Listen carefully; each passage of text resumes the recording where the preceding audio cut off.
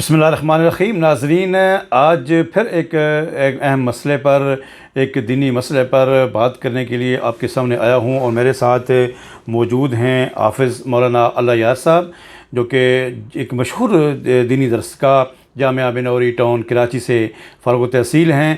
تو حافظ صاحب، بہت شکریہ، آپ میرے اس پروگرام میں پھر ایک دفعہ تشریف لائے. میں آپ کا شکریہ ادا کرتا ہوں. تو حافظ صاحب، آج کا جو میرا یہ سوال ہے یہ ہے کہ ایک آدمی ویسے ہی غریب ہے، یعنی اس کے حالات گھر کے ایسے ہیں کہ وہ بڑی مشکل سے اس کا گزارا ہوتا ہے. اب رمضان مبارک ہے، اور اس میں یہ حکم ہے کہ آپ ہر آدمی، ہر مسلمان جو ہے، جو کلمہ گو ہے، وہ فطرانہ ادا کرے. تو وہ تو پہلے ہی غریب ہے، تو اس کے بارے میں کیا حکم ہے؟ وہ فطرانہ دے. دیکھیں، صدقہ فطر کی مقدار کتنی ہے؟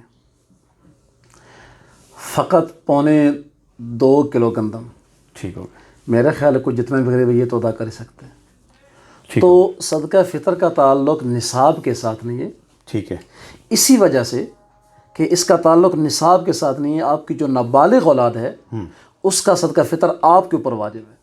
اچھا، یعنی گھر میں جتنے بھی افراد ہیں، 2.25 سیر، 2.25 کلو بھی کہہ سکتے ہیں ہم. جی، 2.25 کلو، یہ مثال کے طور پہ آج کے اس دور میں کتنے پیسے بنتے ہیں؟ ذرا آپ حساب لگائیں. احتیاط. حافظ صاحب، اس سے ہم مراد یہ لیتے ہیں کہ ایک بندہ مثال کے طور پہ کتنے دے؟ 110-20 روپے دے دے.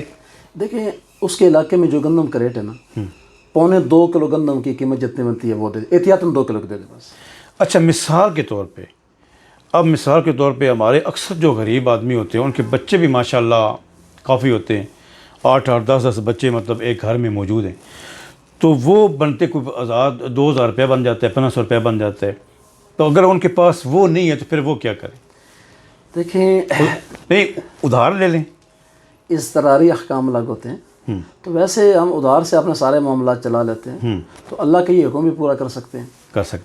تو ناظرین، صدقہ فطر کے بارے میں آپ کے سامنے ایک بات کی کہ جس کے حالات جیسے بھی ہوں، یہ اتنا پسندیدہ عمل ہے اللہ کے نبی صلی اللہ علیہ وسلم کے فرمان کے مطابق کہ فرمایا کہ تمہارے حالات جیسے بھی ہوں، تم جس حال میں بھی ہو، تم غریب ہو، تم امیر ہو، تم جیسے بھی ہو، اور تم نے یہ ادا کرنا ہی کرنا ہے. تو بہرحال یقیناً اس میں بہت بڑی حکمت ہوگی، اور بہت بڑی جو ہے اس میں اللہ کریم کی رضا ہوگی.